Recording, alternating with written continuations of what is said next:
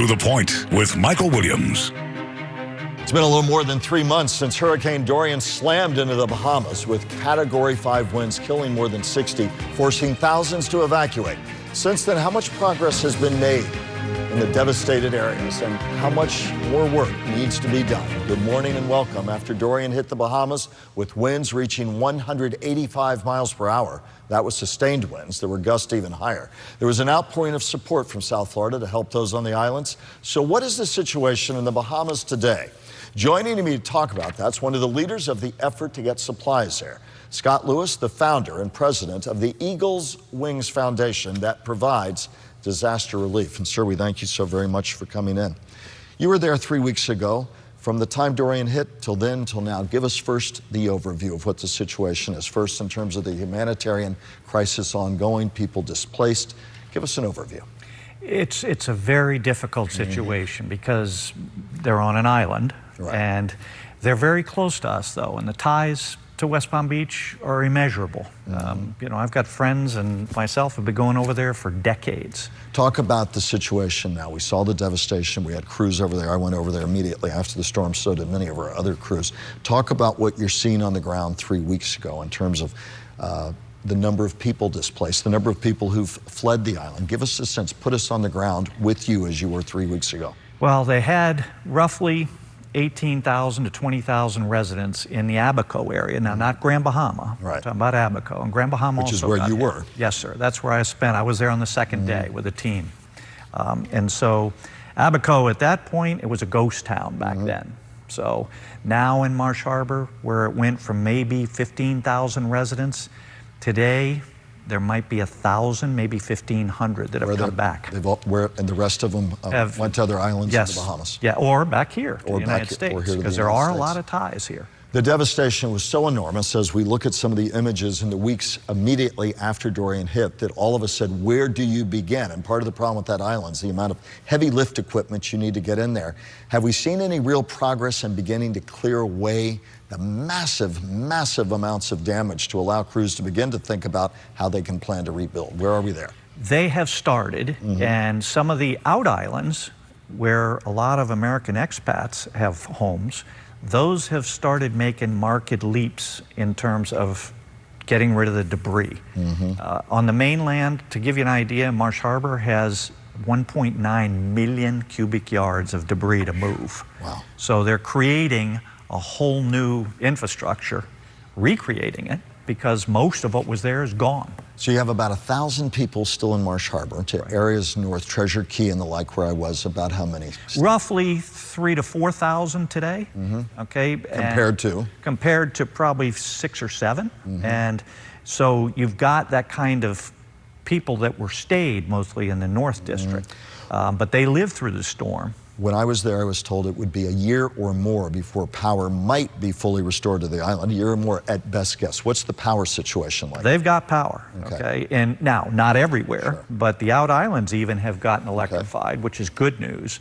One of the continuing problems is running water. I was going to just ask about that. Which is your basics, so you have to have that. And they're still rationing it roughly 3 hours a day on Abaco. Talk a little, you talked about water, talk about the food situation. A lot of aid went in from this community. Talk about the food situation. Let's move to that piece of it. Okay, food is something that is taken care of, and also Bahamians are extremely resourceful and they thrive off the sea.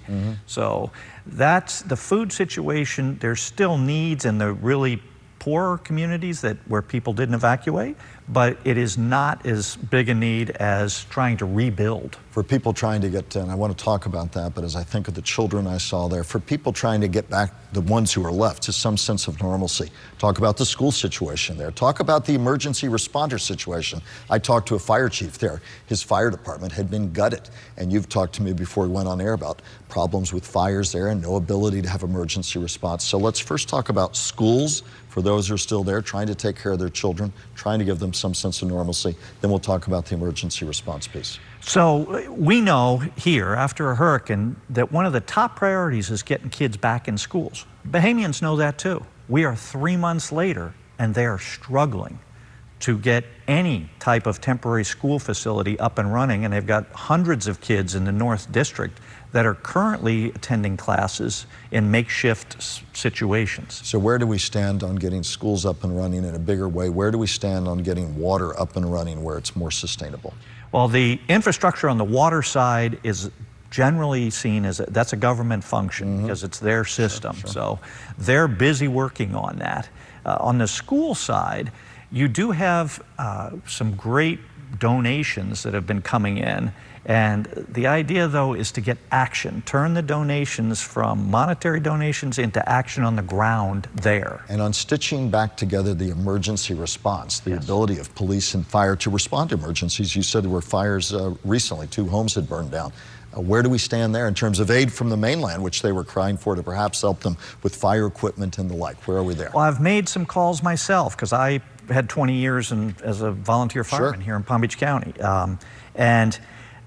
Fire equipment has become so expensive that the county and the cities, it's not something they can donate. But to give you an idea, 2 weeks ago, a 2-story structure in Cooperstown caught fire, and they fought it with garden hoses with a 250-gallon tote tank that we had provided with a little sump pump to fight a fire. And casualties out of that? None, but the fire truck took an hour to get there from Treasure Key. Then they had another fire this week in, I think it was Crown Haven, and that burnt the house up. Talk about the work your organization is doing. Talk to our viewers, many of whom responded to the need, donating supplies. We saw an air armada heading there.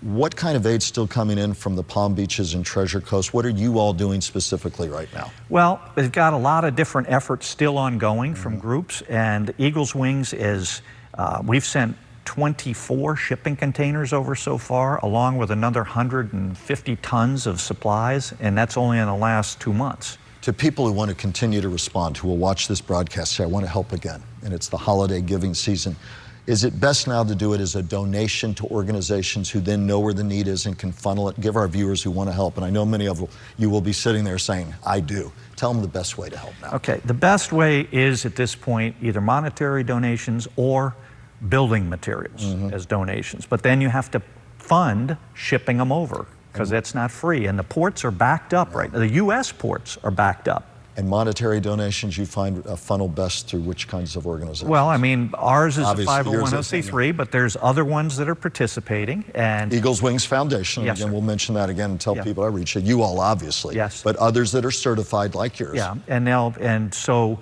these organizations are working together in terms of trying to get the relief on the ground, because that final mile delivery was what's so critical in every disaster I've ever been on. You get it to the port, you get it to the people who want to supply it, but getting it out in the damaged areas is always it's the tough final piece. mile, and that happens to be one of our specialties that we've managed, but it's critical to push it out, because when it's sitting over here, it's not doing any good. Talk again about Eagle's Wings Foundation, how people can help, give them a way to reach out to you. Well, we've got a website, it's www.ewfrelief.org, and we also have a special event coming up on December 19th. We're going to have a large landing craft, as long as the weather cooperates, that will be on Clematis, and the Downtown Development Authority and the city are assisting us in trying to have that celebration for taking wrapped Christmas presents for the kids. And if they want to go to your website, Eagle's Wings Foundation, they can find the information where to donate there. Yes, sir. Yes, sir.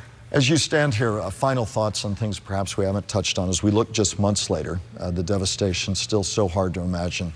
Where do you imagine we are in 3 months, 6 months, a year? Because I must tell you, so many of us as we went there, and so many people on the islands at the time said, we just don't know how we recover from this. Well, where are we? Where are we going? Imagine if you took the Southeast United States and wiped it out.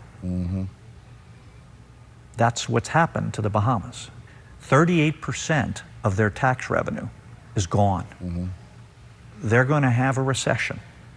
And I'm talking about the entire country. And so that's a struggle that's entirely separate of individuals trying to help recover their businesses where there's frustrations, and homeowners trying to reach 9,000 plus homes. that got to get replaced. I mean, there's some major things. This is going to take years. And all we can do is keep the eye on the situation and continue to help and not turn a blind eye to it after the initial push that is so natural after these disasters. Thanksgiving. Imagine. Here we are in our air-conditioned houses enjoying Thanksgiving dinner with turkey. Most of Abaco, the families are split up, and they don't have this luxury. And one last question, too. We talked about water, we talked about schools, we talked about infrastructure. Health crises can develop very easily in terms of disease and things like that out of the lack of water and the like. Where do we stand there? They have, the UN and other groups have taken on the health side of it. But remember, your population in the Abaco area is down 80% from what it normally would be. Your last plea to our viewers. The last plea is open up your pocketbooks and think of your neighbors, because these are your neighbors, and they are truly in need. And it is a long, long, long haul project. It is, and it's so close to us, and we are so blessed that it did not come here, because it would have been catastrophic. I see my floor director, he and I are nodding in agreement. We remember how very blessed we were. Yeah, I've been on 35 hurricanes, major hurricanes, and this is unique in how it's impacted that kind of small community. Scott Lewis, President, Founder of Eagles Wings Foundation, thank you for all the work you're doing, and thank you for the reminder that we all need to continue to do as much as we can to help. Up next, our roundtable, Florida voters and Democrats trying to get them out to the polls next year. That and more in a moment. Do the Democrats have a new strategy to get voters to the polls? Our roundtable when we come back. Now for our roundtable with Marianna Mancuso, Republican political strategist, and News Channel 5 political analyst Brian Crowley. President Trump's been in South Florida at Mar-a-Lago, as happens each fall and winter, campaigning, golfing, took a side trip over Thanksgiving to see the troops in Afghanistan. That's all right, relax. We're all family here. And of course, working and watching the impeachment proceedings while he is here, no doubt. As we look at all of that, does the impeachment, do you sense that since we're looking at a Christmas time vote, that is something is really crystallized in the minds of voters now about where we are and where we're headed? Brian, you first.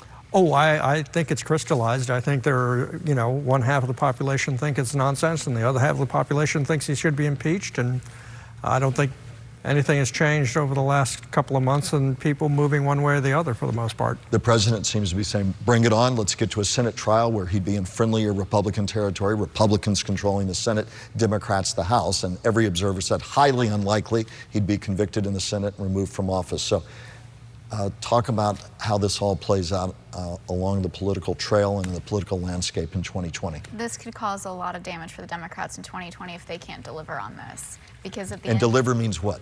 if they can't turn around after they issue the articles of impeachment and actually have him impeached, this could play very bad for them, because then Trump will go around in the 2020 election saying this was a witch hunt. It was based on just junk evidence, and it's obviously I can't be impeached. I didn't do anything wrong. And also, we're assuming that because Democrats control the House, that there are enough votes for impeachment. But there are Democrats in more conservative districts all across this country, and that would include Florida as well, in places where they're going to think long and hard about their electoral chances in 2020 and what an impeachment vote means. Nonetheless, do you think, given the numbers, that impeachment's almost a certainty in the Democratic-led House, Brian? Yeah, I mean, I think as of today, yes. I mean, last week we had one or two members of Democrats who said they were not going to support impeachment. This gives Republicans to argue that now there's bipartisan opposition to the impeachment. There's some concern that maybe the Democrats are reaching too far with this, that they would be better off having done a censure rather than impeachment. I'm not sure. There's a part of me that thinks maybe they should have gone with the censure instead of the impeachment. But Nancy Pelosi said last week that they're all in. Talk about censure when you talk about a censure versus an out-and-out impeachment. Well, a censure is just basically a statement from the body saying what we think you did was absolutely wrong. You're being there's no impact on the individual. It's basically a letter in the file that says you did a no-no. Talk about, Marianna, how it crystallizes or engenders support. Because it's all about getting out the vote next year. And of course, this calculus is going to have to be weighed very, very heavily into that. What is your sense of that, both for Democrats, Republicans, and for those non-party affiliated voters, about 1 in 4 of them in Florida, non-party affiliated, what it's going to mean in terms of people saying, this is one of the key issues that will crystallize and energize me to go to the polls? Well, from what I hear on the right, and I was just recently at a Republican meeting over last week, and They think that the Democrats are really grasping at straws, and they've moved from one thing to another to try and get this president impeached, and they think that this is just absolute malarkey, as my grandmother would say. But my grandfather would say that the Democrats have to do this, and that they have to do this to save the Republic, and that's what we've seen Nancy Pelosi say. And I think that it's interesting, because when we think about the voting and we think about 2020, the Republicans they will literally go to bat for that president come hell or high water. And when it comes to the Democrats, they're going to push back. But if they do not deliver, they better pivot real quick. Speaking of get out the vote, the president courting Jewish voters in South Florida, highlighting steps such as moving the U.S. Embassy to Jerusalem, recognizing the Golan Heights as part of Israel, hoping he can peel enough Jewish voters away to help make a difference in this part of the state and part of the bigger political equation of Florida. Your sense of that? Yeah, no, I think that they will do well at peeling off a percentage or two of Jewish Democratic independent voters. I think 20, 30, 40 years ago, when you looked at in Palm Beach County, the Century Villages and the Kings Point, they were predominantly Jewish. They were powerful places where you didn't win an election without getting their support. Those places have changed. They're not overwhelmingly Jewish anymore. They're still overwhelmingly retirees, and I think that's indicative of the kind of changes that you see in most populations, that succeeding generations don't necessarily buy into what their parents and grandparents believed. And speaking of voting habits, Democratic Party in Florida, Marianna, said they're going to look to spend about $500,000 to encourage voting by mail. They said that got some real traction in the 2018 election to engender participation. Talk about the ever-changing voting habits. We had two very eloquent millennial participants in weeks ago, and they were talking about, which candidate will win, who will sit on the sidelines, who will be pushed to go vote because impeachment's a big issue. It's all part of this, and you've been in the middle of this before, but talk about this effort by Democrats right now as they try to amp up voting participation. Voting by mail, it's easy, right? And nowadays we can order everything from our cell phone, our groceries, our food, everything that we need literally can come to us. We don't have to really go that many places, so there's an opportunity. However, for those of us that are doing it for the I voted sticker, you're not going to receive that when you vote by mail. A USA Today poll, I believe just the other day, said 83% of Americans, not surprisingly, said, bah humbug, we're so tired of the partisan divide. You wonder in 2020 how many people might just check out altogether because they're just so fed up with all of it. And I think that's a big part of the story, too. Look, these voters need to look in the mirror. If you're insisting on voting for people that are hardcore, they believe, uncompromising, whether you're on the right or the left, those are the people you're sending to D.C. So, they don't appoint themselves to office. So if you're concerned about what's going on in Congress, well, you can still have people that feel very strongly about their positions, but vote for people who are willing to actually talk to the other side, who are willing to do what the Founding Fathers believed in this country, that you talk, you argue, you compromise, and you come to an answer. So it's fun for everybody to blame D.C. Look in the mirror. Excellent point. And Marianna, as we look at Democratic hopefuls, Florida, primary season's upon us. We're going to have Christmas, New Year, and then we're going to have you two buckle up for primary season. If you were looking now and as you talk to people, any sense who has the early best positioning in Florida among the Democrats as the field begins to winnow? That is a water I'm not even going to wade into right now. But I think that it's really anyone's game. One thing that I would encourage Democrats to do, get on the same page with the messaging, and whatever they do, for the love of everything that is holy, please do not let the stump speech be, we are not Trump and we must take him down. That is not what the voters really want. They're tired, as Brian has said, to look in the mirror. They're tired of the hyper-partisan moments, and that we have to find people that can reach across the aisle and work with those folks. But to Marianna's point, though, this close to primary season, the fact that you can't, with some degree of gusto or certainty, say, well, this one or two I think will really play well in Florida. We've had cycles we're going in, we said, yeah, they're going to do well. I think speaks to how tumultuous this whole process will be and how uncertain it is about who's going to emerge from the Democratic circle. Only two of the Democratic candidates at this point have made an effort of building a ground game in Florida, Elizabeth Warren and Joe Biden. So that gives them some advantage going in. But look, as I say almost every week, New Hampshire, Iowa, South Carolina, Nevada. So those four states and the Super Tuesday states will help Florida voters on March 17th. They're going to get the crumbs that are left over. And well, Michael Bloomberg hopes it's not a crumb. He's counting on Super Tuesday. I know last week I saw countless ads on TV from Michael Bloomberg. He is spending a fortune on ads, and he he's bringing a whole new way of trying to campaign, too. He's not like he's doing a lot of whistle stopping. Who emerges from the Democratic field? How will the impeachment proceedings play into the vote? 2020 is going to be one interesting ride. There's your like the last few years haven't been. Yeah, I was gonna say, what hasn't So been the last boring. year? Yeah, I know. We'll be back with more in just a moment. The Mancuso moment.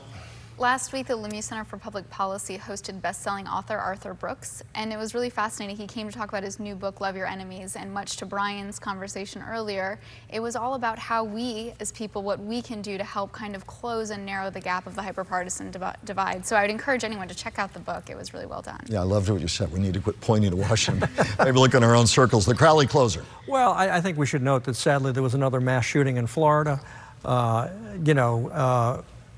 Within hours, we'll probably forget about it again, as we seem to do with all the mass shootings these days. But it's sad. We still haven't come up with a solution. There is no easy answer, but maybe we all need to start pausing and thinking about it a little more and not moving on to the next thing so quickly. Brian, Marianna, thank you very much. Wishing you a good start to the holiday season. We've got you back for the end of the year. And then we're not letting you go and bring big bag lunches for 2020. You'll be right here. Thank you, as always, for spending time with us on today's To The Point. If you'd like to send us your comments about the broadcast, go to WPTV.com, click on the To The Point page. You'll see a section to send us your views, and we welcome them. We always thank you for joining us on Sundays, and we wish you and yours a great day and a great week.